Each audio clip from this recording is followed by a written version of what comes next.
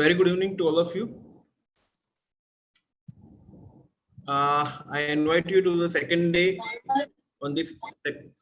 I hope all of you can hear me. If you just put a message in the chat window, it would be great.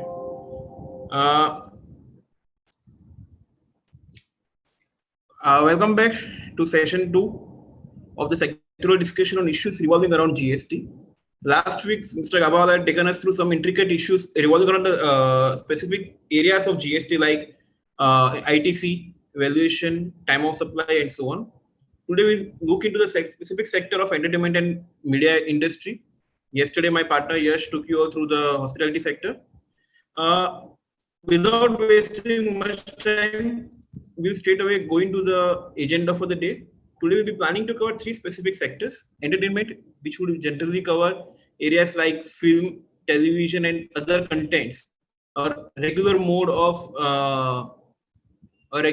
entertainment, which is quite used by us in today's days of this lockdown, where a lot of us are using Netflix, Amazon, Hotstar, and all to entertain ourselves and to be sane in these troubling times. The second area would be the media industry, where we'll be covering specific areas of print, radio, web, television, advertisements, and television media primarily, various intricate issues involved in that particular industry also. And the next aspect of intermediaries, taxation of agents, which is a very common entity in the entire media segment. Lastly, we'll also look into the event sector. A lot of events are organized day in, day out as businesses. People are also participating in those events or organizing. There are some intricate issues involved on both the sides, which we'll be covering during the discussion today. I'll try to complete it within my scheduled time. If there's any issue, please send me a chat and I'll try to revert to it. Queries will be taken up at the end of the session. So let us go with the first area of today's discussion: entertainment. Entertainment, there are 2 aspects involved. One is that for entertainment, there has to be some content, and the content has to be developed, produced. There's the first part of the entertainment industry, the content production process.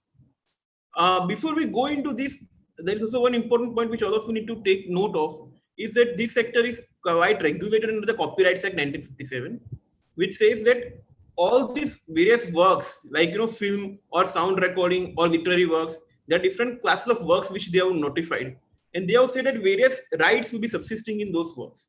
So when you create a film, your product is, though for a commercial purpose, you say you have sold a film, your actual product which you are selling would be the rights which are subsisting in those films. This aspect is very important. And there are different types of rights, like I said, one is a literary works. So when a film is done, the first item is the script of the film, the idea, the concept based on which the film is made. And the first activity in the entire film production or content production, it can be a television show also, for instance, is the script or the idea.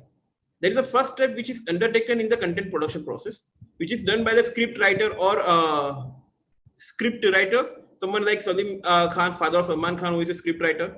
He develops an idea, he envisages some idea, and then he approaches a film producer, a production house, who decides whether they want to convert that idea, that concept into a film or not. But it's not that simple. There are various aspects involved. A film production process involves finalization of a film director, a person who will actually be involved in the creation of a cinematographic film, and a decision as to whether a person will be able to deliver to the film as required or not. So that is the first part, deciding the film director. Second aspect is music director. A film without music is not proper. So you also need a music director for the film. These are the people who are generally involved in the execution or the creation of the content of your cinematographic film or sound recording. The next important part of this production process is finalizing the star cast. And that would include your lead actors, the support actors, and all those people who will be working in the film, who will be appearing when we go and watch it on a cinema hall or on a cell phone, for instance. These are the people who are the front runner. And lastly, the support team. To execute the entire process, there's a whole list of people involved who do it, ranging from spot boys to technicians, and finalizing them is also an important part. At this juncture, it is also important to note that the production house is the entire process is a cost-inducive process. So while this process is being undertaken, you also need financiers, and that is where the commercialization or the enabling of earning revenue from a project undertakes. Once an idea is finalized, and initial work is done, the groundwork, or which generally in the industry calls as pre-production activities done, a film producer generally approaches a distributor to whom he will agree to transfer the rights in the film, the various rights, primarily the distribution rights, for a consideration. And based on the consideration which he announces, he will decide on the cost or how he will incur the expenditure. Then the third part comes to production activity, finalizing the location where the film is to be shot. This is very important because everything cannot be done in your at one film city only. You need an outdoor location, you need an indoor location, and even for outdoor location, some might be in different states of the country. For example, if you want to shoot it in a desert area, you will go to Rajasthan, and if you want a scenic area, you will go to Jammu and Kashmir. And when you say that I'm going to shoot a different location, there are logistics issue involved because there will be arrangements to be made, which we discuss in a separate slide. So this is the production activity, and lastly, post-production activity. Once you complete the shooting, the film is not ready. There are a lot of post-production activities done, such as dubbing, editing, applying special effects to some movies in case of sci-fi movies and all. So all those activities. What is the logic behind going behind these 4-5 steps in the film production process? Each aspect or each step of this film production process has its own set of issues involved in the GST. Let us take a look into each of them one by one. The first issue is that of finalizing of a script. Finalizing of a script. Like I said, a script writer, a person writes a script. It's a concept. He writes a script and then he goes to a producer saying that I have an idea. Do you want to make a film based on that? If the producer agrees, he's saying, okay, I'm agreeing with that. So I will give you some consideration. Under the GST law, they have said that for different kind of works which are covered under copyright set, in specific cases, if service provider is a specific class of person and service receiver is a specific class of person, the liability to pay tax will be on the service receiver. For example, in the case of literary works, when I say literary works, what do we generally mean by literary work is the script of the film, something which has been written by him, or even dialogue writers. All those kind of activities get covered under literary works. And if the service provider is an author is defined under the Copyright Act, and the service receiver is a publisher, the liability to pay tax gets covered under the publisher. Now here there are some issues involved. Primarily that many times this author are also registered under GST, and they are also charging GST on their output service provider. Why?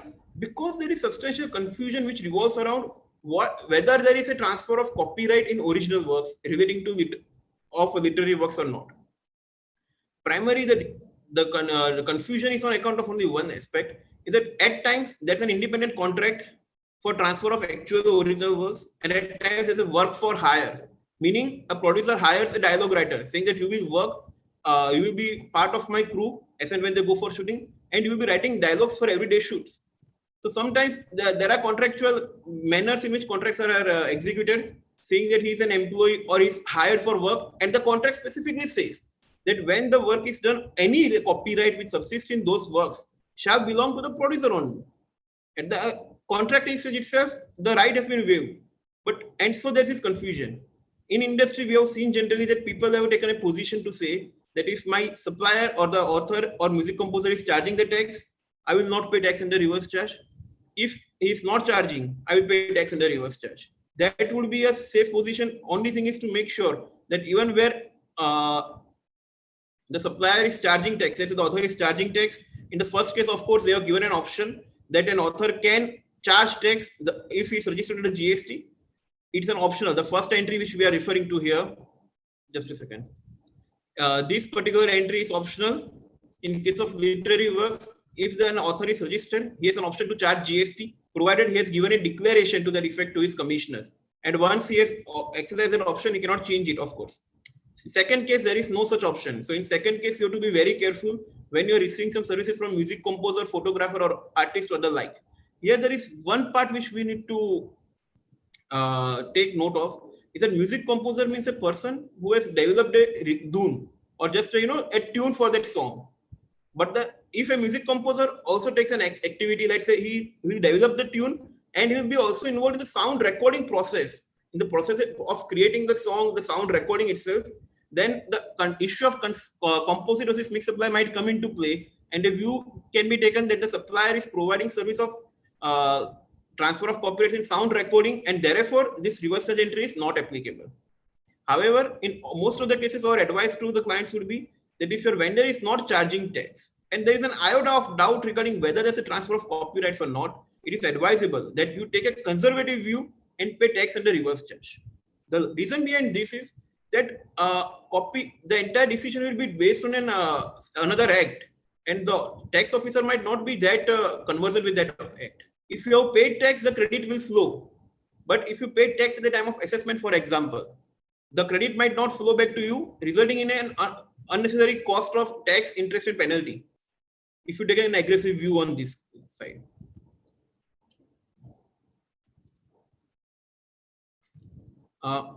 The next issue is a location issue.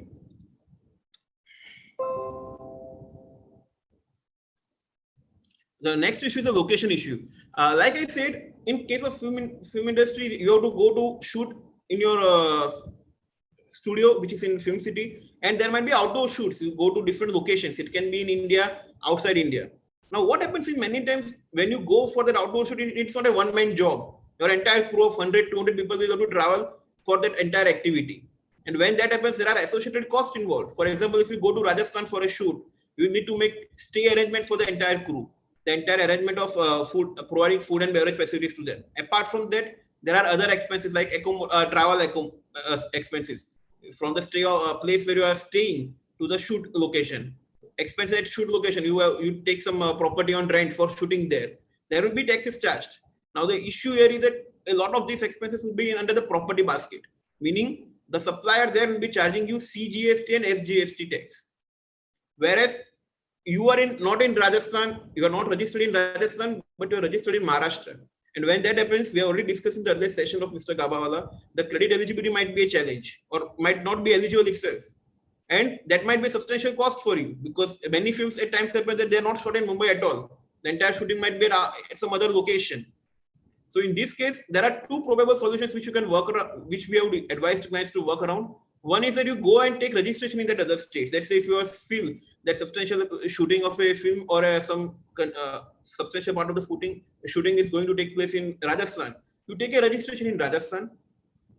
You might take an office on hire, or even someone might lend you their address for obtaining that registration, and book all purchase orders, all expenses incurred. You provide your Rajasthan GST to vendor. What will happen is all the vendors will bill you to Rajasthan, so you can claim that credit in Rajasthan. But now your credit eligibility is an issue because Rajasthan does not have an income. So for that, we will take a position, or you take a position that Rajasthan has provided service to the Mumbai office, and therefore all the costs which are incurred in Rajasthan office, that can be cross-charged to Mumbai, pay 18% IGST as a support service or line production service, which is also a common factor in the entertainment industry, and thereby enabling you claim the credit. But when you take a registration in Rajasthan, there is one more challenge you need to take. You need to know. When a registration is taken, there are associated compliances you have to do, like filing your returns, getting audits, and more importantly, getting your assessments done. When you take a registration, all this added responsibility, when compared with the time for which you have to obtain the registration. Let's say if it's a film shoot, you might be there only for a couple of months, and then that office also will be giving up, and you come back to Mumbai office. But then if an assessment order is passed X party, you will never know, and one day you get a surprise notice saying that there's an attachment of your bank account. To avoid such situation, there is a second option. You hire a local line producer in that state who will do all these activities which we have just discussed and charge you. The added advantage of doing this is, one, no assessment challenges on your head, and two, credit matching, mismatch activity will be done by him. You have to follow up with only one vendor as compared to that line producer who has to follow up with the 100 vendors. There is one challenge here. The line producer might charge you a bit more, his margin, but you can compare and contrast what are the benefits of going with the line producer versus whether it's advantageous to go with a separate registration. There is one part that you can take care of. Second aspect that we can discuss is the place of supply issue when you are shooting in overseas. Now, see, when we are in India, we can manage somewhat any things. But if you are in outside India, if you want to go and shoot in Europe or UK or US, you need to obtain a lot of permissions there for shooting at public places and all. So what film production houses do is they hire a line producer in those states, in those countries, who make the arrangement and charge back to you. Now here the advisable route is that many expenses are such which you can arrange from India only. It is advisable that you do it from India, make remittances through 15C, 15CB and have direct relation with those vendors. Like if you want to make hotel bookings, you can book it from India itself. You don't need a line producer for that. Only for cases where you cannot do it without a line producer, it's advisable to have that line producer. Why? Because see, if they have appointed a line producer, and if he charges a lump sum amount, let's say, which would include hotel accommodation or local expenses, on those expenses you will be liable to pay tax under reverse charge mechanism because of a recent ruling of Udyan Cinema Private Limited. So what is better is that you have a separate agreement with the such a line producer. You tell him that you charge your specific service charges, which will be a fraction of the total expense which he incurs on your behalf. And for the expenditure which is actually incurring on your behalf, like let's say hotel accommodation or some vehicle arrangement expenses, you treat it as a reimbursement of expenses. If you cannot do it directly, if you cannot directly deal with those vendors. And only to the extent of service charges which are levied by your line producer, you pay tax under reverse charge. In all other cases, you take a position that they are reimbursement of expenses, so not liable to tax. Secondly, the place of supply is outside India.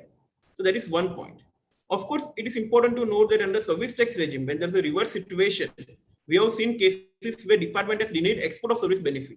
Meaning, if a foreign product producer wanted to shoot in India and had taken service of a line producer, the same line producer was denied export benefits, saying that since the work is done in India, you cannot claim export benefit. Of course, we do not agree with that position and the matter is yet to attain finality, but we believe that in case of line producers, if it's a foreign line producer, you'll be liable to pay tax under reverse charge at 18%. So it is advisable that you have two contracts, to reiterate, one contract for service charge on which you will pay tax under reverse charge mechanism, and second for reimbursement of expenses, such as hotel accommodation if it is arranged through that line producer, on which you will not pay tax under reverse charge because the place of supply is outside India. Next activity, post-production process. Like I said, there are a lot of post-production activities done. One of the keys is making the final product. When you have shot a film, they are on draft reels or they are on draft mode. Those short portions have to be finalized. There is an editing work done, various special effects applied to that video.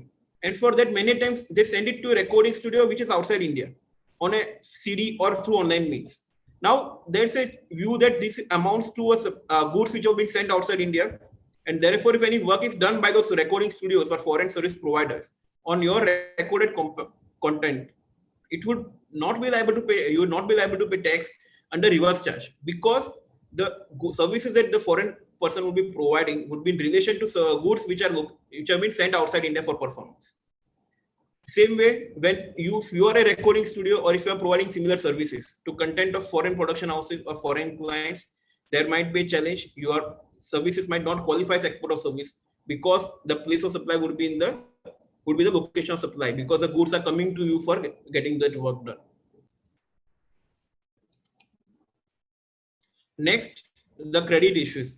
While GST is an input tax, value-added taxation, there are a lot of credit challenges or a lot of challenges on claiming on the credit front. Primarily because a lot of expenses incurred are in the nature of personal consumption. Let us go one by one the identified issue. The first issue that is being faced is in the context of vanity van. You know, when the shoots takes place, they are at not in a proper area. So for at least for the lead star cast or lead actors, the producer makes available some facilities in the form of a vanity van, which would have, where they can sit and get ready, apply makeup and all those stuff, or take rest. The first issue remains is whether credit of such vanity van can be taken or not. What are these vanity vans? Generally, these vanity vans are trucks or buses which are converted into or which are modified to the as per the wish of the person who is owning those vanity van. So the credit is not allowed in case where you are renting or hiring a motor vehicle having capacity of more than 13 of less than 13 people. In this case of vanity van, they are generally bus, and therefore the capacity is of more than 13 people, and therefore the question of non-claiming of non-eligibility to claim credit would not arise. However, it is possible the department might challenge that decision, and they might say that no, this is a vanity van and not a bus per se, and therefore you should not claim credit. In our view, you should be eligible to claim credit. Second issue, more challenging, is the food and beverage expense. Why? Because there's a substantial cost involved around food and beverages, and credit is denied. See, Section 17(5) says credit of these kind of expenses would be allowed, provided they're a part of a composite or mixed supply being made by you. So for example, if I am, okay, so for example, let's say I'm organizing a seminar, full day seminar, and there's a food arrangements done for the delegates. I will be eligible because when someone attends this seminar, there's a added component that they will be getting food, and therefore it becomes a part of a composite supply. But in case of copyrights transfer, in case of film industry especially, when they incur shooting expenses, their outward supply is transfer of copyright. Or in case of line producers, which are generally relevant in case of television industry, their outward supply is to supply content. Now, when that content is supplied or copyright is supplied, it's a single supply. There are not multiple supplies involved. The buyer is not concerned with whether the F&B is being sold to the crew or not. And therefore, it would be difficult, or I would say impossible to say that food and beverages are supplied as a part of a composite or a mixed supply. There is only a single supply which you are going to make, and therefore credit would not be available. Same would apply for the next line item also. Beauty treatment, health services, cosmetic and plastic surgery. You apply it on the artist or the star cast which is appearing on, who are acting in your film or television show. But it is not a part of a supply that you are making. Your supply is that of transfer of copyrights or supply of content. And there's a single supply. So the question of there being a concept, there being a composite or a mixed supply does not arise. And therefore, even this credit would not be available. Fourth part, hiring of vehicles, vessels, aircrafts, etc. for the film shoot. Again, now many times there is a need for use of various vehicles for the shooting purposes. You get cars or even aircraft, private aircrafts for shoot. All those kind of expenses, credit will not be available. Same applies to gifts given to the cast on completion of film. Many times there's a when a shoot is wound up, there's a party arranged by the producer, and they give gifts to the actors who acted in the film or people who participated in the shooting of the film. Credit will not be available. Second painful area for film entertainment sector is that there is no refund available to them. Reason being that while they are in an inverted rate structure, the rate of tax on their output side, which is at 12%, whereas the rate on their expenses is generally 18%, they will not be able to claim refund under inverted rate structure also, because inverted rate structure talks about difference of rate in case of inputs and output services and output supplies. Here, majority of our inputs would be classifiable as input service, like rental expense or actor fees, and therefore claiming of refund would be always a challenge. Of course, the point remains that substantial credits would be getting covered under block credit basket also. So that's one point you can take care of. This was the first part which we say about content production, how a content is created. The next area is the content distribution. How do you monetize on the content that you have created? How do you earn from the content that you have created? The most common is that you transfer the copyrights in that content to different people, generally distribution houses like Foxstar, Viacom, Eros, or to music labels. The music rights which can be transferred to music labels like Sony Music or Zee Music and so on. In a part, there are other revenue streams for entertainment sector. One is in-film advertisements or promotion activities.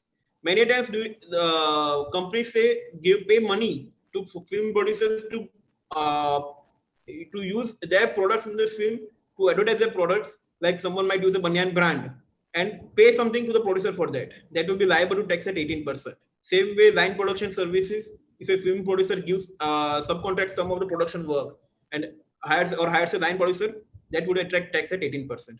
Revenue from ticketing sales, generally it is 18% if your value is more than 100 rupees, value of ticket. If your ticket value is less than 100, it is 12%.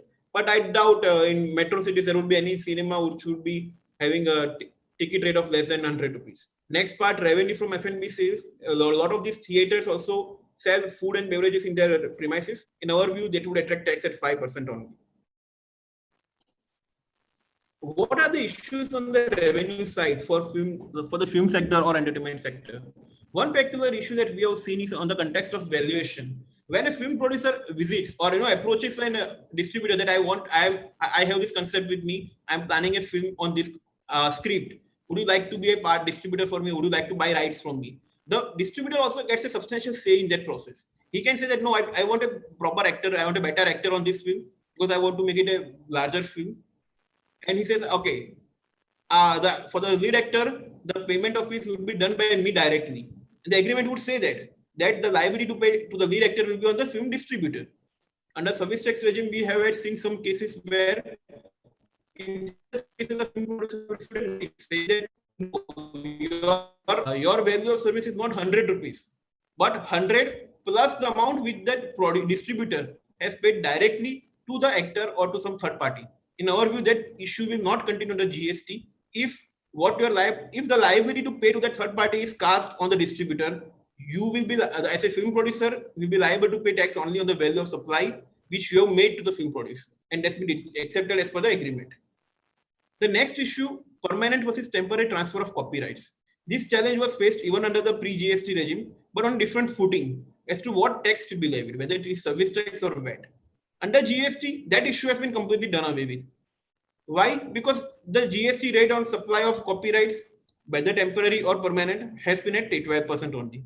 But there is some challenge which we foresee in case of cross-border transactions. Let's say you are transferring copyrights on perpetuity basis to someone who is outside India. Now, when you're transferring copyrights on perpetuity basis, it becomes a sale of goods. And there has to be some documentation to prove that export of goods has taken place. Means goods have moved out of India. In case of copyrights, due to intangible nature, it is at times difficult to prove it. And therefore, the claim of refund becomes a challenge here.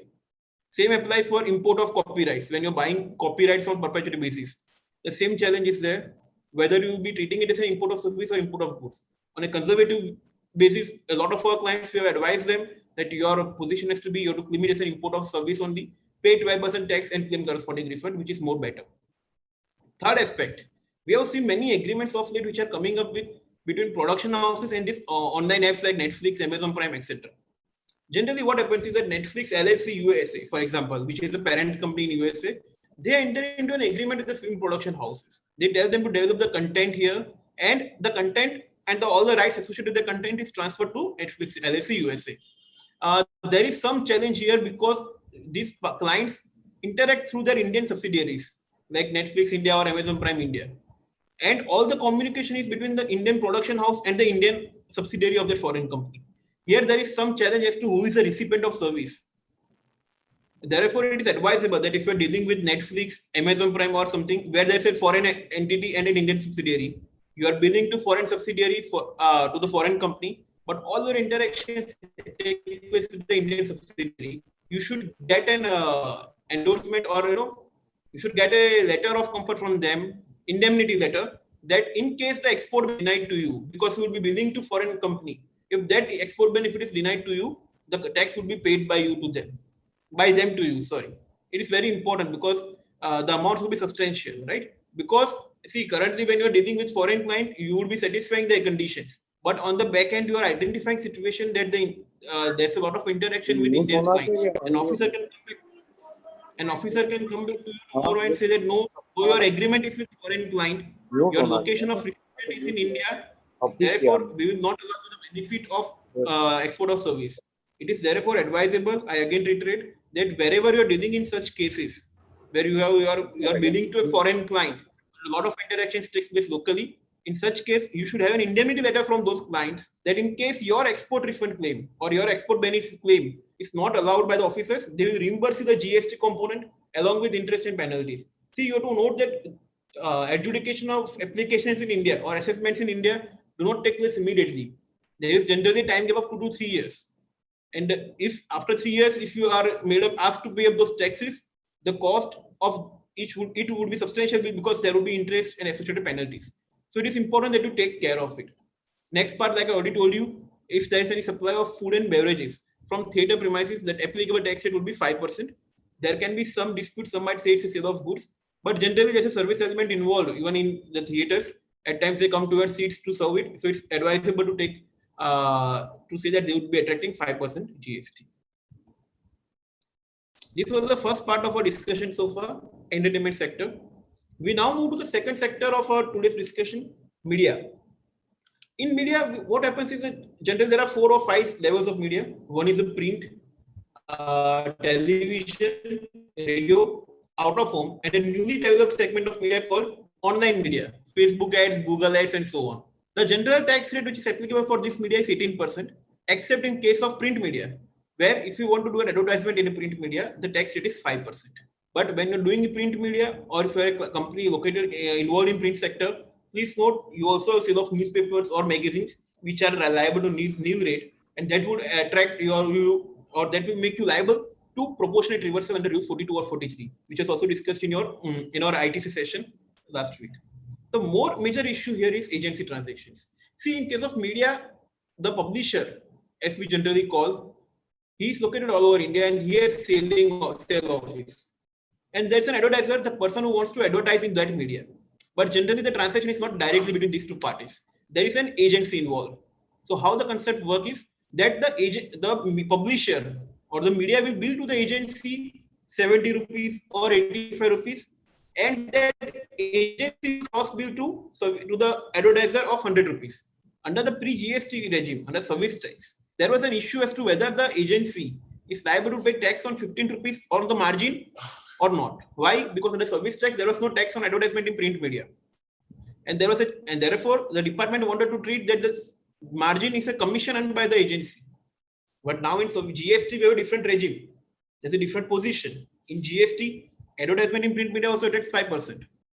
So if we compare and contrast our service tax position with the GST position, there is a probability that the department might come back to you tomorrow and say that you pay tax on 100 at 5%, which you are recovering from the advertiser, and on your margin is a different supply and pay tax on it at 18%. We do not agree with that view, because in service tax model, though this intermediaries are termed as agency, the tribunal has on multiple occasions held that these agreements are on a P2P model, principal to principal model, and not principal to agent.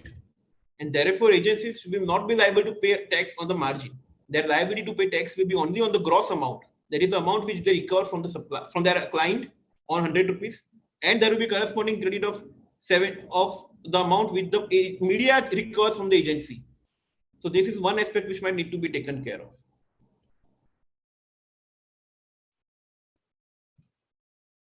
Okay. Now there's also some specific issues here. One is identifying supplier and recipient. See, many times advertisements, when they are done in this medium, the advertisers are in multiple locations.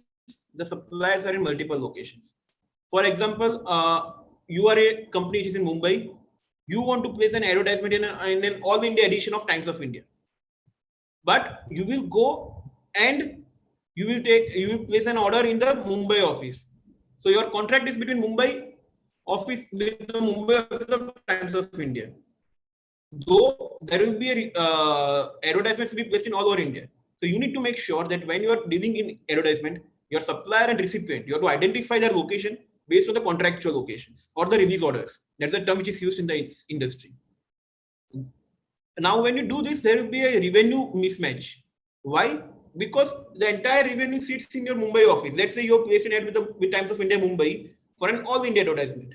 The entire revenue is in Mumbai office, but the entire expense is spread all over India, which results in a revenue cost mismatch.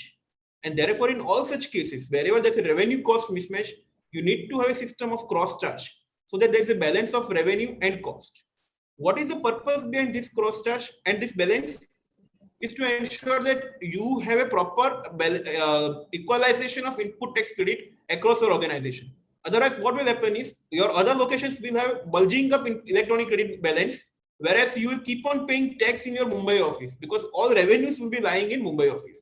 So this is one important aspect which you need to take care of. Second is when you're providing service to government for advertisements, you need to note that there is a specific rule for government advertisements, wherein you have to bill, the place of supply has to be determined as per the area where the advertisement is run. Suppose you are billing to Madhya Pradesh government for an ad to be placed for development of tourism in Times of India Maharashtra. So Times of India Maharashtra will bill to government of Madhya Pradesh, but they will have to say that the place of supply for this service is Maharashtra because the intended audience was in Maharashtra. This is one part. Second part, these orders for placement of advertisements by government are at times not coming directly from the government, but through intermediary agencies. In this case also, you have to make sure that when you are billing to an agency, you will decide place of supply as per the location of recipient and not as per the place where the advertisement is actually placed. Because like we discussed in the other slide, the transaction is on a P2P model. When the agency bills to the government, he will say place of supply is Madhya Pradesh. But when the Times of India is billing to agency, we have to say the place of supply is the location of the agency. Second part, out of home advertisements. As you would know, there are many billboards which are erected all over the country where advertisements are placed, airports, metro stations, railway stations, where they put up billboards for advertisement. Now it is it is possible that a company which is based in Maharashtra might place its advertisements in Delhi. Whether this, okay, and the question that here arises is whether in case of this kind of such advertisement services, the tax to be charged by that vendor, whether it will say place of supply is Delhi because the services are relating to a advertisement which is published in Delhi property, or relating to Mumbai because the recipient of service is Mumbai. See, in this case, you will have to note that out of home advertisement, the service is in relation to advertisement and not in relation to property. And therefore, the place of supply has to be the location of service recipient and not place where the advertisement is aired or published. That is one part. Next comes composite versus mixed supplies. Many times these media houses or agencies provide an all-inclusive advertising package where they do advertisement for a lump sum amount in print media and various other forms of media. In this case, there is a people say that okay, they are also providing me services of print media and also of advertising in other media. What rate should be applied? In this case, you have to take a view that this is a composite supply of advertising service which involves various medium, but the tax rate will be 18%. It's a blanket service of advertising, all encompassing the other through various modes of advertising media. Next is a proportionate reversal. Like I said, if they're providing exempt service, in case of print media, there's an exemption. You will need to take comply with rules 40 to 43 and take note of that. Revenue and cost mismatch we already discussed. The need for cross charge when there's a mismatch between your location where the revenue is booked and the location where the advertisement is actually published. The next part is the event service. Events generally takes place in case of corporate events and also non-corporate events like some cultural functions and all. There are mainly 4 or 5 streams of revenue here. One is sponsorship service. Second is brand promotion or advertising service. Exhibition service, meaning stall charges. Delegate fees or admission service in case of corporate events. And ticketing revenue in case of non-corporate events like concerts or Garba nights and all those things. Let us go into each and every aspect here. The first area of concern is the place of supply. In case of place of supply, there are 2 rules. I am sure you would be aware. There are different rules for domestic transactions and different rules for international transaction. In case of domestic transaction, that is where location of supplier of service and location of recipient of service is in India. There is section 12.6 says that the place of service is provided by way of admission to. Now this rule talks about services relating to admission only. By way of admission to a cultural, artistic, sporting, scientific, educational, entertainment event or amusement park shall be the place where the event is actually held. So for example, if you are organizing a concert in Mumbai and a company in Gujarat books 10 passes, in that case, the place of supply is Mumbai only because the event is to be held in Mumbai, and therefore, even if the client who is located in Gujarat and registered, yet you will have to charge him tax assuming POS or considering that the place of supply is in Maharashtra. Whether or not a client is registered, it is irrespective of that fact. In case of ticketing events for events, the place of supply will have to be taken as per the location where the event is actually held. But this rule does not apply to conferences. For conferences, there is no mention of exception. And therefore, if it is a conference which you are organizing here, if it's an admission to a conference like a global business service like a global business show, which is done every year in New Delhi, or any business conference that you are attending and you pay some delegate fees, in that case, the place of supply will be as per the general rule. Meaning if a person from Gujarat is attending a conference in Maharashtra, though the conference is in Maharashtra, the Maharashtra guy will have to charge him with POS of Gujarat. Because the exception under section 12.6 does not apply, the place of supply will have to be determined as per the general rule only. The next part, the place of supply of services of supply of service provided by way of organization of a cultural, artistic, sporting, scientific, educational or entertainment event, including supply of services in relation to a conference, fair, exhibition, celebration or similar events. This is important.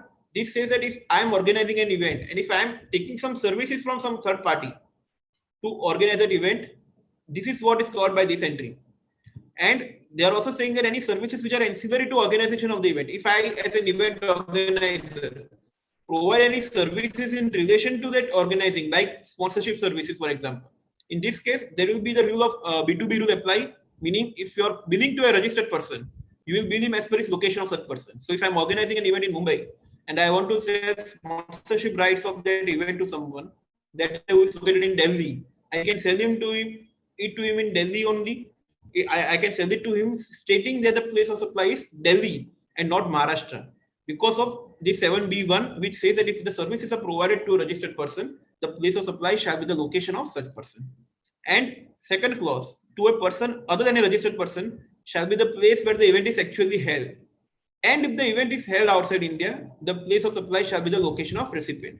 Here there is one catch to take to note, that in case of exhibition services, if the event is held outside India, even though service provider and service recipient are in India, there is an exemption which has been provided, but it is restricted only to exhibition service and not for conference or some other events.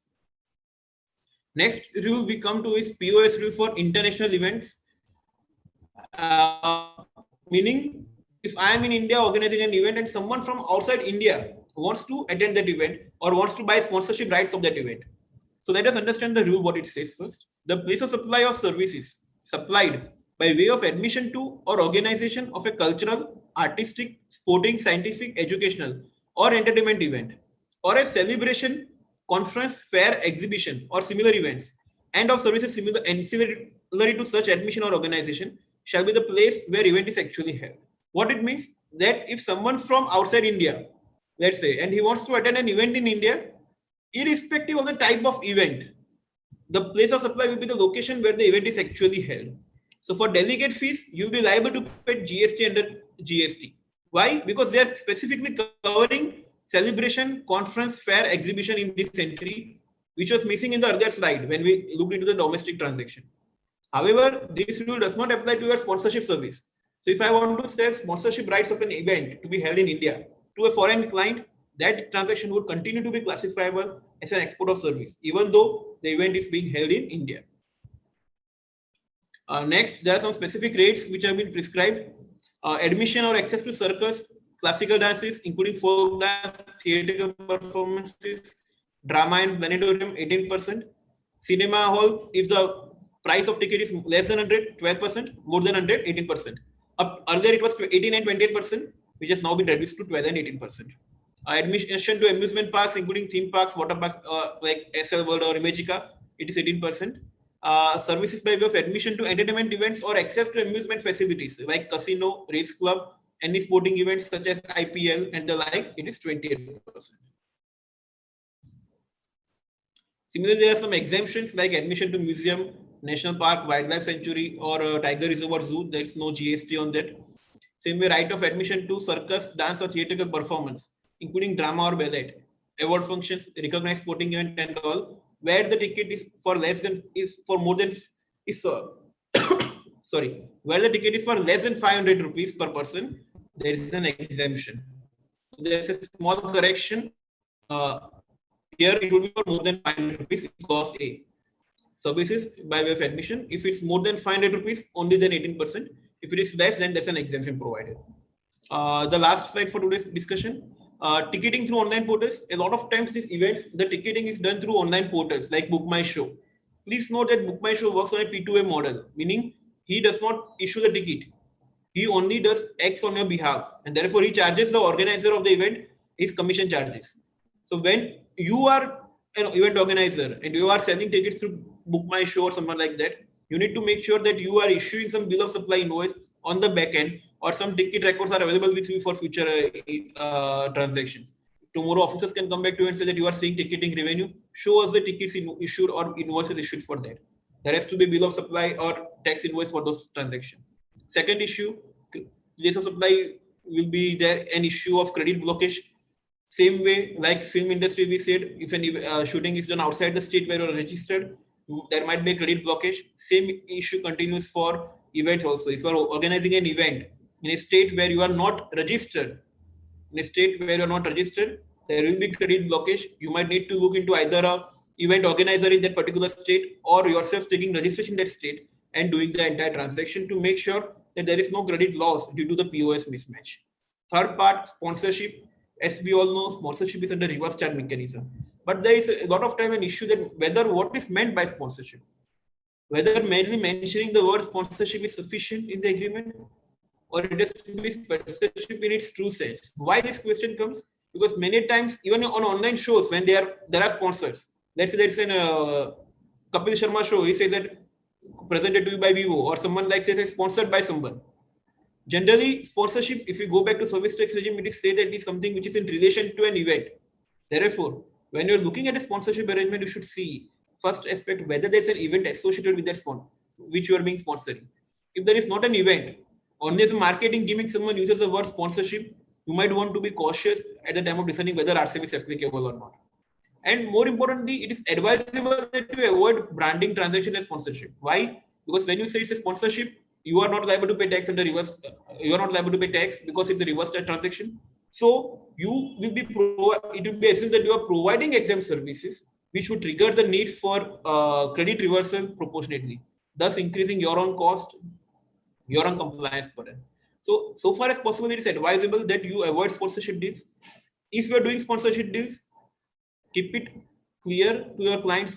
Make sure that your business people are aware about this particular aspect. And thirdly, there's a proportionate reversal which you are required to take care of. That's all from my side. I think I have completed it within my time break, within my scheduled time. So if there are any queries, we will be taking that up now.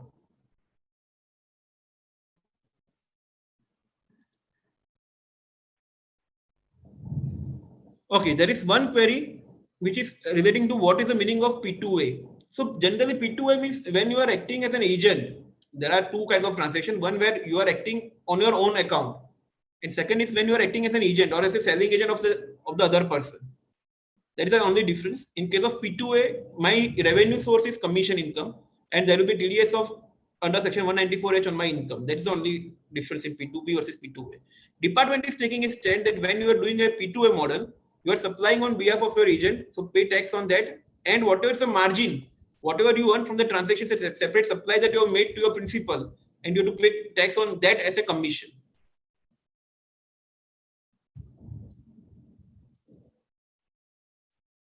Okay, any other queries?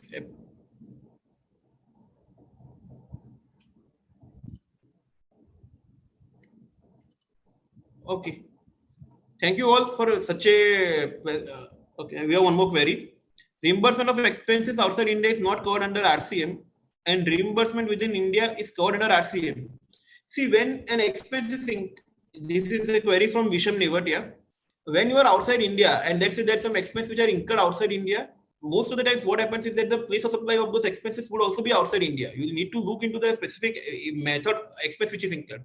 Let's say if you are incurring some hotel accommodation, the place of supply as per the rule itself is outside India. And when the location of supplier and place of supply is outside India, the question of paying GST does not arise. Whereas in case of you are in India and there is some expense which you have incurred, in that case, the POS is in the taxable territory, and therefore the liability to pay GST gets triggered. Okay, and therefore this is the distinction in these two cases: reimbursement from outside India and reimbursement in India.